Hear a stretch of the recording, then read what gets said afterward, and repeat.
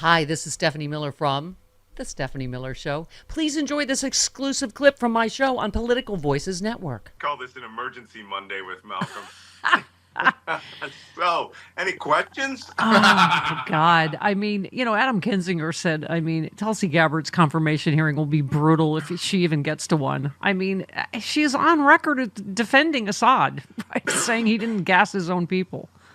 Well, let's just start with the fundamentals here. Tulsi Gabbard is another one of those people who has this mental illness where they believe that they're absolute thorough incompetence and they're compromised by being, compromised by foreign powers and shimmying up to the worst dictators in the world and Vladimir Putin. It somehow qualifies her to be in charge of all U.S. intelligence.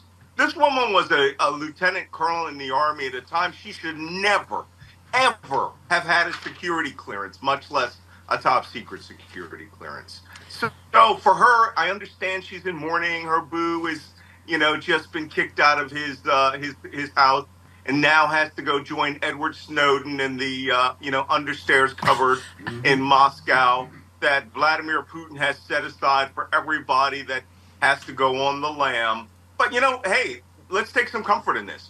Maybe she'll go too. Yeah.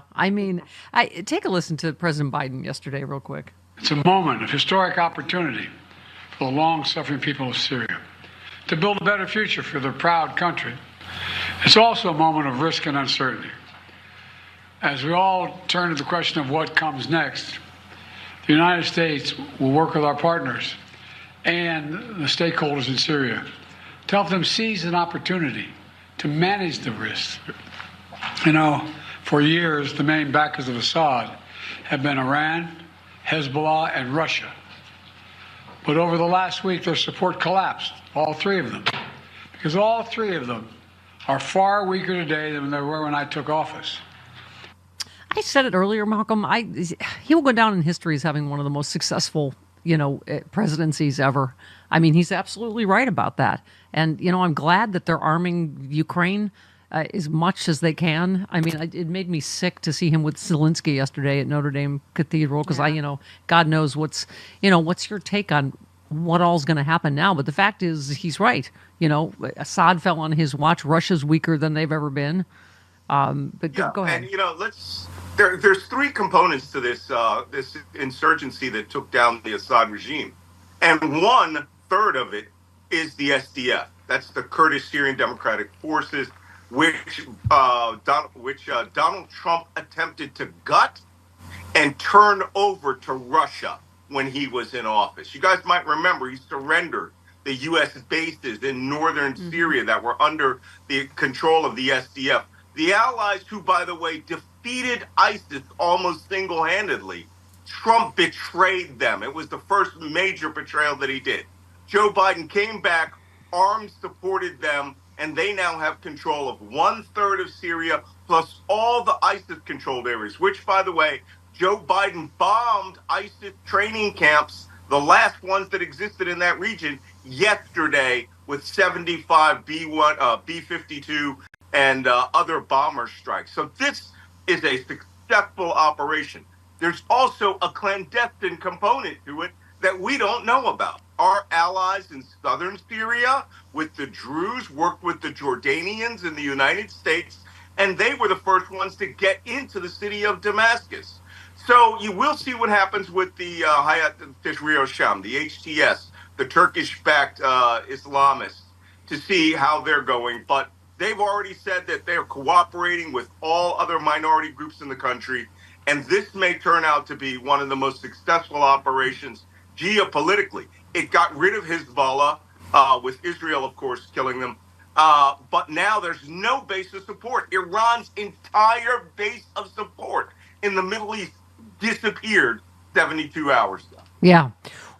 So, as you know, Trump says he's going to solve the Ukraine war in, is it 24 hours? Yes. Yeah. Yes. Yeah. Is that a concept of a plan, or is that? Yes, It's a pastiche. It's a pastiche of notions. I mean, so what's going to happen now? Because, obviously he's going to try to force Zelensky to give up land, to give up joining NATO. What does this peace look like, quote unquote?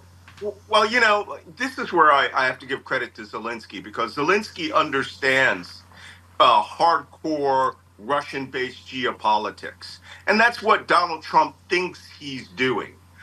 Trump likes to humiliate people that he's had dealings with before. Good example, J.D. Vance, right?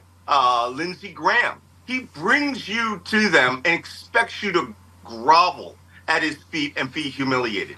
Zelensky's not going to play this game. He's got almost 1 million men under arms.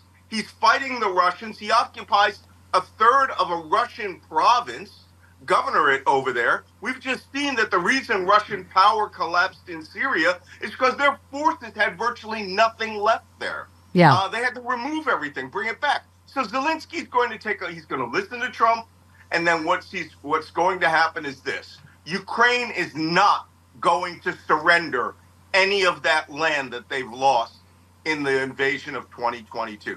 The country won't have it. Zelensky can't do it and expect to politically survive at any level. And another thing that we won't do is they will not accept a 20-year delay in joining NATO the minute Russia loses this war. And as, I think it was David Frum may have said this yesterday, or Ann Applebaum, things are stable until they aren't. Russia could collapse tomorrow morning, just like Syria. We don't know. And then did Mika Brzezinski apologize for David Frum saying that? I'm sorry, what is that? I said, and then did Mika Brzezinski apologize for David Frum saying that? All right, I'm just being a biatch. You're a scamp. You're naughty. You are a scamp. So this being said, Zelensky's not going to be humiliated by Trump. He is not going to go and genuflect on one knee. Thank you. And I don't know about you, but, as Trump got fat, or Zelensky, he's getting all sorts of swole now.